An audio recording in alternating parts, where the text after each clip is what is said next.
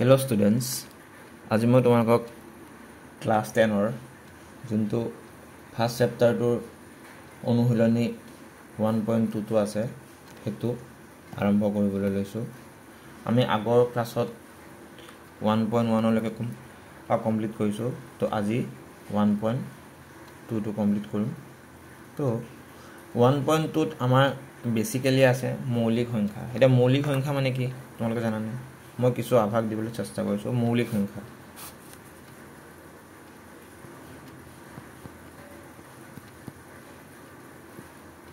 মৌলিক সংখ্যা যাক ইংৰাজীত কয় প্ৰাইম। এটা কি যিবোৰ সংখ্যাৰ উৎপাদক দুটা কি হ'ব এক আৰু সেই সংখ্যাটো নিজে, তাকে কোৱা হয় মৌলিক সংখ্যা। যেনে এক্সাম্পল যদি দিও আমি কি হ'ব 2 3 5 7 হয়, এইবিলাকক কোৱা হয় মৌলিক সংখ্যা। তাৰ পিছত এটা নিয়ম আছে, সেই নিয়মটো কি যে সকলোবোৰ যৌগিক সংখ্যা মানে কি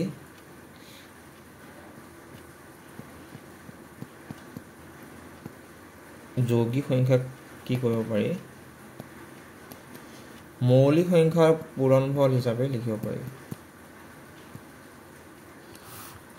মৌলিক সংখ্যাৰ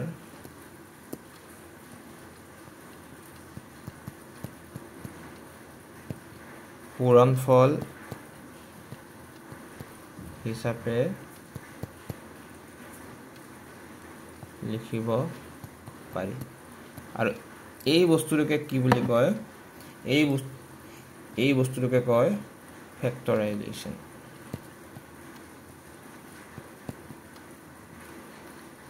মই ইয়াৰ অসমীয়া টাৰ্মটো পাহৰি গ'লো, তো এইটো ইংৰাজীত লিখি দিছো। তাক কোৱা হয় ফেক্টৰাইজেশ্যন। মানে কেনেকুৱা চোৱা, সাপোজ আমি এটা এক্সাম্পল লৈছো। সাপোজ তোমাৰ লিখিম 24 হ'ল। এতিয়া 24 মানে কি 8 3 গুণ 24 হয়। এতিয়া এই 8 টো কি লিখিব পাৰি 2 কিউব n 3। এতিয়া চোৱা এটো এটা হৈছে যৌগিক সংখ্যা, কিন্তু ইয়াৰ উৎপাদক যিকেইটা পালো মানে কি ফেক্টৰ যিকেইটা পালো, উৎপাদক মানে ফেক্টৰ। এই ফেক্টৰ যিকেইটা পালো 2 আৰু 3 টো এটো কিন্তু প্ৰাইম নম্বৰ।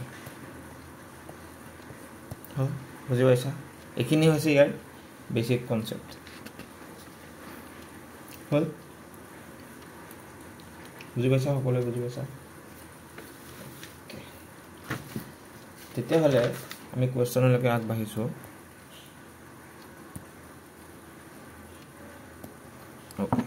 চোৱা তো প্ৰথম কোৱেশ্চনটো কি কৈছে চোৱা। প্ৰথম কোৱেশ্চনটো কৈছে যে প্ৰতিটো সংখ্যাকে ইয়াৰ মৌলিক উৎপাদকৰ গুণফল হিচাপে প্ৰকাশ কৰা। এতিয়া যদি আমি কি কৰিম 140 টো চাবা 140। এটা 140 মানে কি হেতু কৈছো আমি বৃক্ষ পদ্ধতি। তোমালোকৰ বুকত বৃক্ষ পদ্ধতি আছে, বৃক্ষ পদ্ধতি, তো এইকাৰণে আমি বৃক্ষ পদ্ধতি কৈছো। তো 140 লিখিব পাৰি 2 × 70 মানে কি 140। এতিয়া সেই 70ক আকৌ লিখিব পাৰি কি 2 × 35। এতিয়া এই 35ক কি লিখিব পাৰি 35 লিখিব পাৰি 5 × 5। এতিয়া তেতিয়াহ'লে আমি কি পালো যে 140 মানে কি পালো 140 মানে চোৱা এইখিনি লিখিব লাগিব,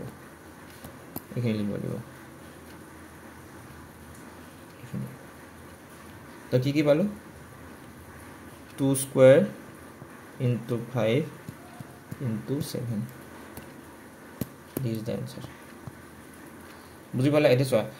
এই 140 টো এটা যৌগিক সংখ্যা। যৌগিক সংখ্যাক ইংৰাজীত কয় কি বুলি কম্পোজিট নম্বৰ। কিন্তু ইয়াৰ যিকেইটা আমি উৎপাদক পালো সেইকেইটা হ'ল প্ৰাইম নাম্বাৰ আৰু এই পদ্ধতিটোকে কয় ফেক্টৰাইজেশ্যন বুজি পালা সকলোৱে বুজি পালা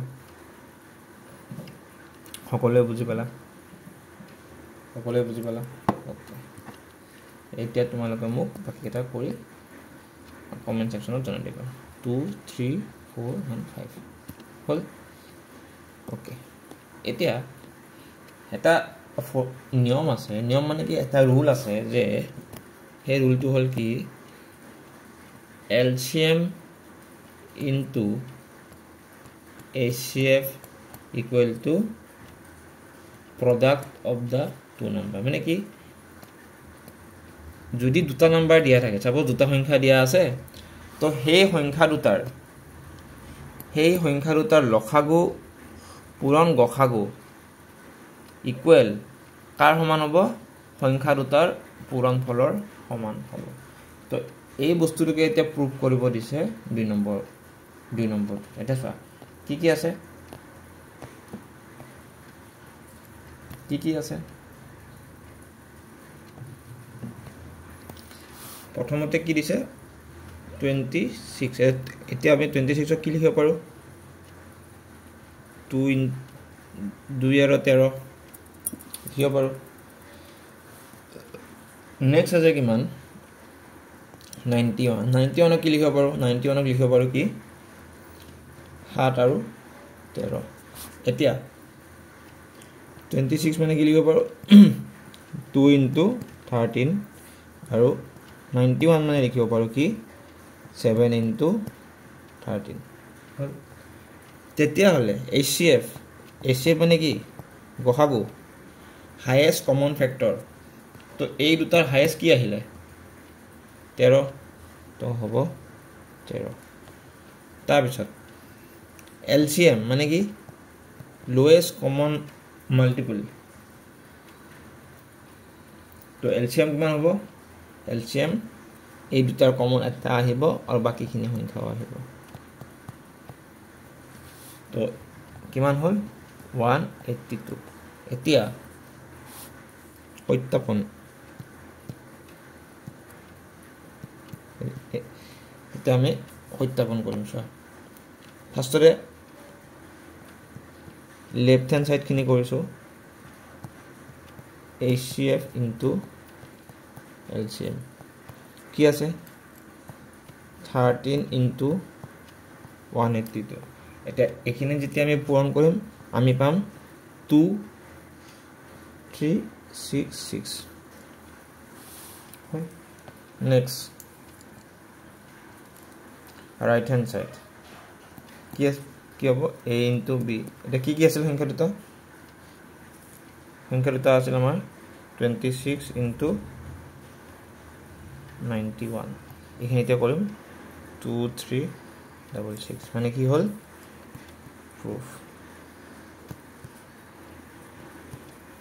বুজি পালা any doubt in this question any doubt okay then go to the next question okay কি কৈছে যে মৌলিক উৎপাদীকৰণ পদ্ধতিৰে তলৰ অখণ্ড সংখ্যা কেটাৰ লসাগু আৰু গসাগু উলোৱা okay so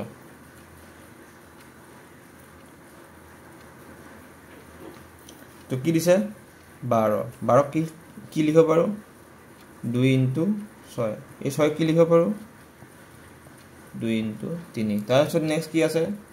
15 কি লিখিব পাৰো 3 into 5 নেক্সট কি আছে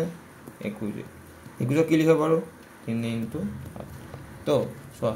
12 এটা 12 কি হ'ব 2 দুটা পূৰণ 3 এটা এটা 15 কি লিখিম 3 এটা 5 এটা নেক্সট কি আছে 21 কি লিখিম 3 এটা 7 এটা হল এতিয়া হলে কি আছে এবা কি ওলাব দিছে প্ৰথমতে LCM এটা চোৱা LCM মানে গুটেখিনি আহে তো এই যে 3 কমন আছে তো 3 এটা আহিব আৰু বাকীখিনি মানে যিখিনি কমন নাই সেইখিনিও আহি যাব সেইখিনি কি নাই 2 স্কোয়াৰটো নাই 5টো নাই আৰু 7টো নাই এইখিনি যেতিয়া আমি পূৰণ কৰিম আমি পাম 420 নেক্সট HCF HCFত কি আহিব HCFত আহিব অকল কমনখিনি তো এইখিনি কমন কি এইখিনিটো তো অকল 3টো হ'ব ইয়াৰ HCF বুজি পালা সকলোৱে বুজি পালা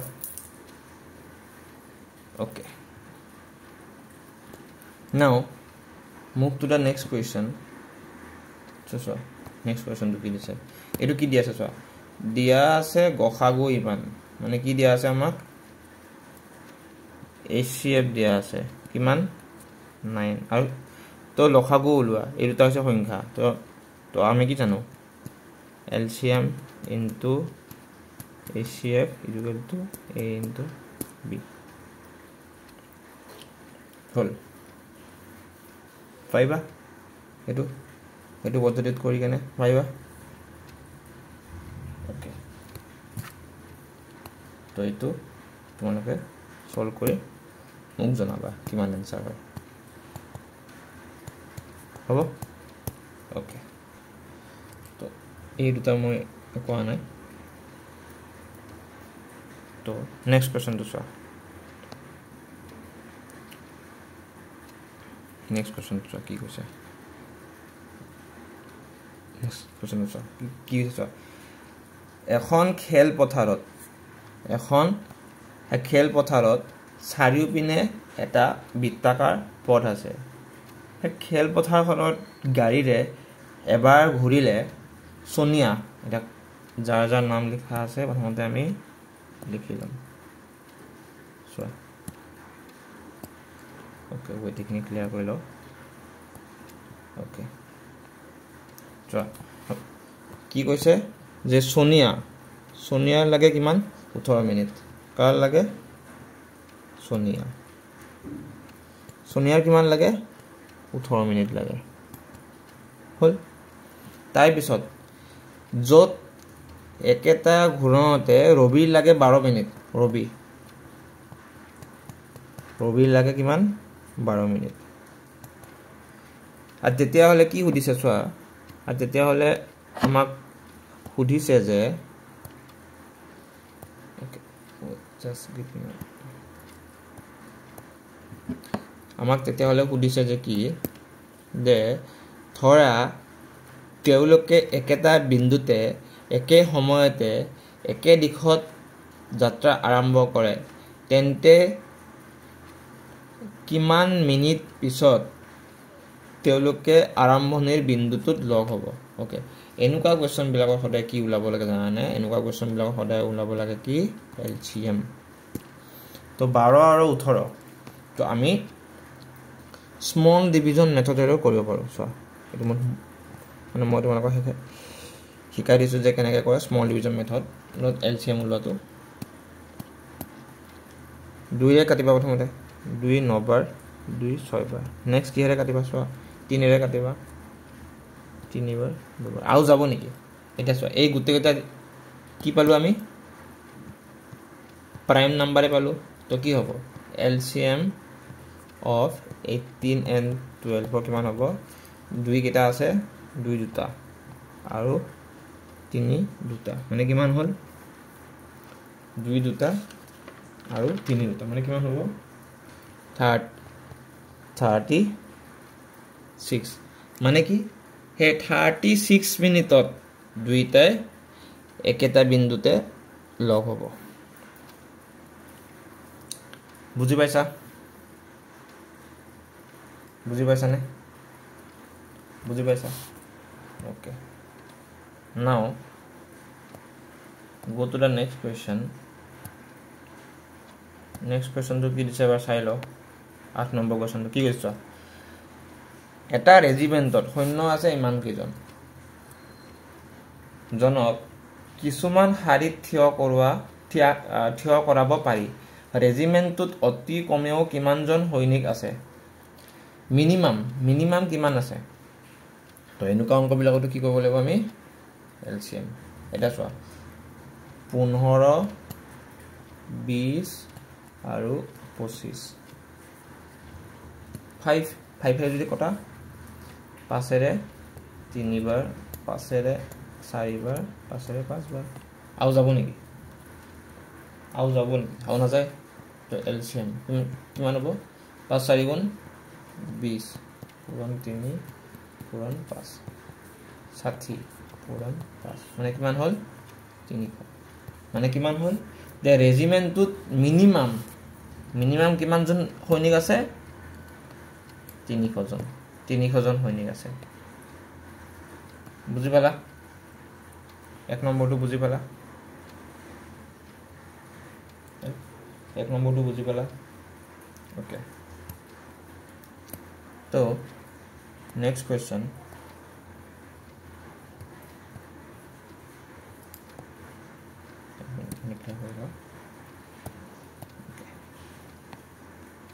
নেক্সট কোৱেশ্চনটো চোৱা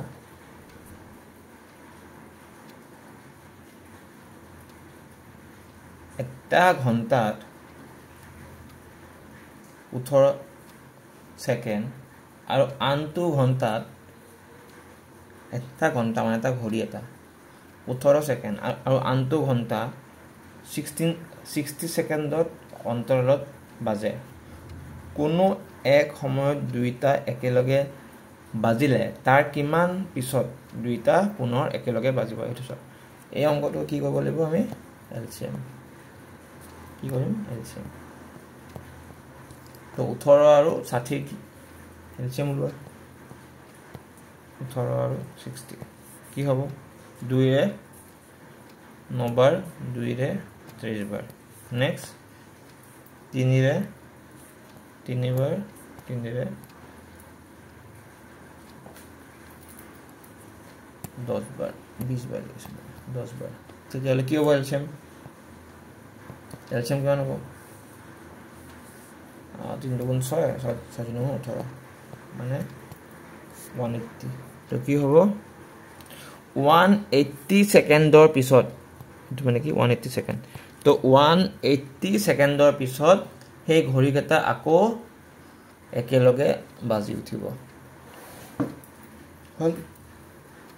বুজি পালা সকলোৱে okay now next question and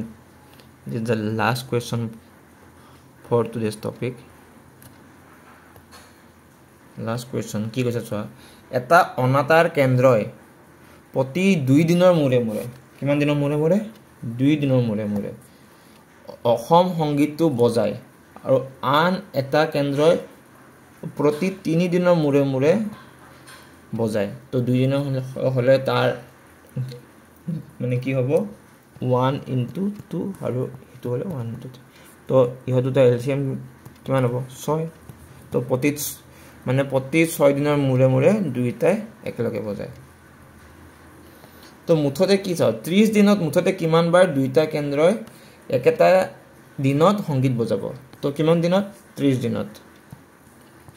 total number কিমান এলচিএম 6 তো কিমান বাৰ বাজিব 5 বাৰ তো 5 বাৰ 30 দিনত মানে কি হ'ব এই দুইটা কেন্দ্ৰ সাপোজ দিস ইজ কেন্দ্ৰ 1 আৰু দিস ইজ কেন্দ্ৰ 2 এই দুইটা কেন্দ্ৰ একেলগে বাজিব বুজি পালা সকলে বুজি পালা নে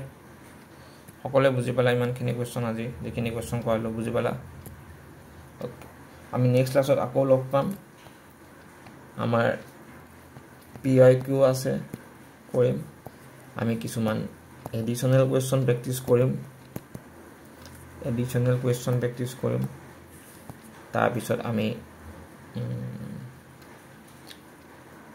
যিবিলাক ডিস্ট্ৰিক্টৰ আছে ডিস্ট্ৰিক্টৰ প্ৰি ফাইনেলৰ হেতুটো আমাৰ আছে সেই যোনটো আমাৰ প্লেলিষ্ট হেতুটো আমাৰ মানে চলি আছে হয় তো আমি এখিনি কন্টিনিউ কৰিম সো দ্যাট আমাৰ